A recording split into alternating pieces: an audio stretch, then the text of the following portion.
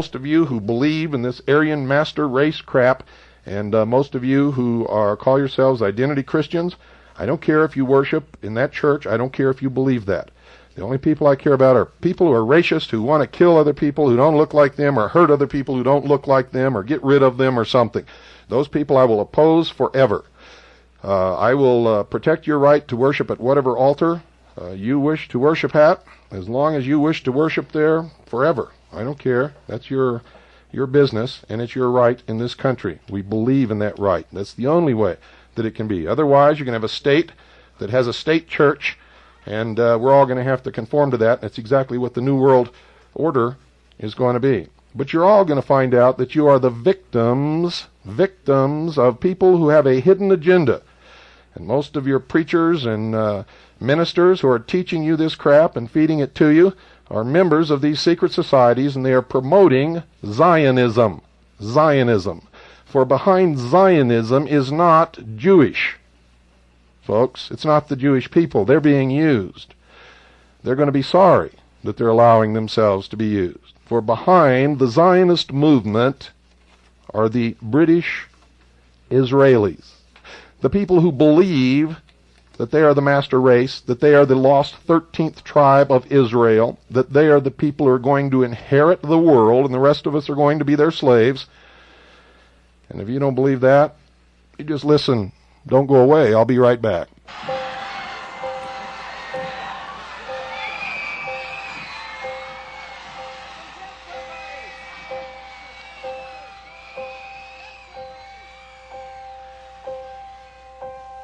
Some say love, it is a river that drowns the tender reed. Some say love, it is a razor that leaves your soul to bleed. Some say love, it is a hunger, an endless aching need. I say love, it is a flower, and you, it's only seed.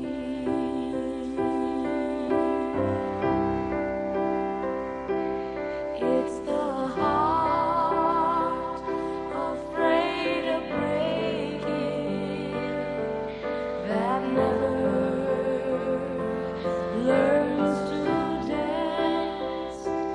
It's the dream afraid of waking that never takes the chance. It's the one who won't be taken, who cannot seem to hear, and the soul afraid of dying that never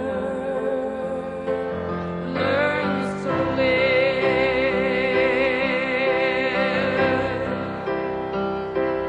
When the night has been too lonely and the road has been too long, and you think that love is only for the lucky and the strong, just remember in the winter, far beneath the bitter snows, lies the seed that with the sun's love in the spring becomes the rose.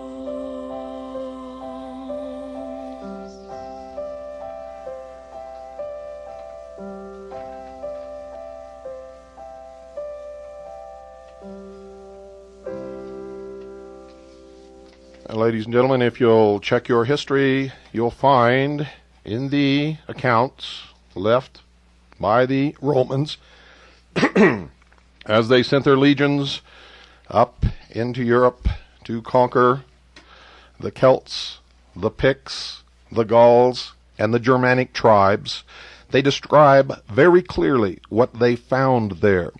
And what they found, ladies and gentlemen, was nothing that even remotely could ever be misinterpreted as any remnant of any of the tribes of Israel.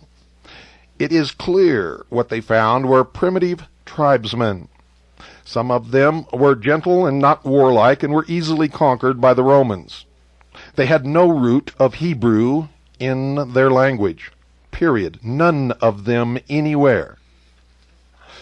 Most of them, however, were fierce tribesmen, many of whom went into battle naked, covered with mud, screaming like banshees, and had no mercy for anything. Their women would come along behind them and pick whatever was worth anything off the bodies of the dead, and there are accounts that they would even eat parts of the bodies of their slain enemies.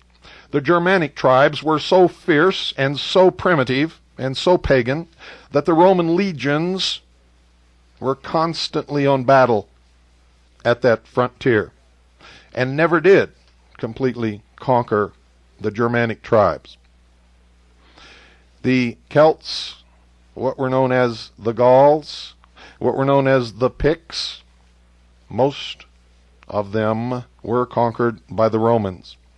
Some of them were incorporated into the Roman Empire and paid taxes to the Romans. All of this is on record. Of course, the Romans brought their religion into those regions, and coupled with the pagan religions of those peoples, new legends and new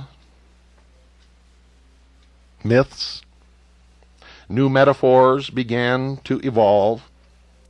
And eventually, as the Roman Empire became the Catholic Church and the Roman Emperor became the Pope, the Catholic religion was introduced and mixed with many of these legends and fables and metaphors. And in many of these places, strange tales and legends grew up as they struggled to interpret the new religion from the new Bible. They began to create legends, stories that never happened and were never recorded before that time in their history, nor in the history of the Romans in their interaction with them. Now, these legends did not become prominent, and nobody paid any attention to them, and you will not find any record of them until the Normans gained power in England. When the Normans gained power in England, the secret societies began to front for the Norman cause. And a whole legend was created, and scriptures were found to back it up, that the Anglo-Aryan race was the lost 13 tribe of Israel. None of it stands up under any scrutiny, either historically or scripturally. But I hear on the radio, and I see and read in pamphlets and books, all of the bent and warped scriptures and references and the out-and-out lies of the history that try to convince people to back this up. Because this will carry you into the New World Order, and whether you realize it or not, any of you who cling to this and promote it are promoting the New World Order. You are helping to destroy the United States of America, the Constitution and the Bill of Rights and freedom for all of us. And you had better get your head on straight and quit listening to those who are misleading you. It is a heady whine to think that you are somehow better than others, that you are a master race destined to rule the world, and that when Christ comes, you will be the chosen people, and everyone else will bow to you. It is a lie, ladies and gentlemen, and when you front those ideas, and when you espouse those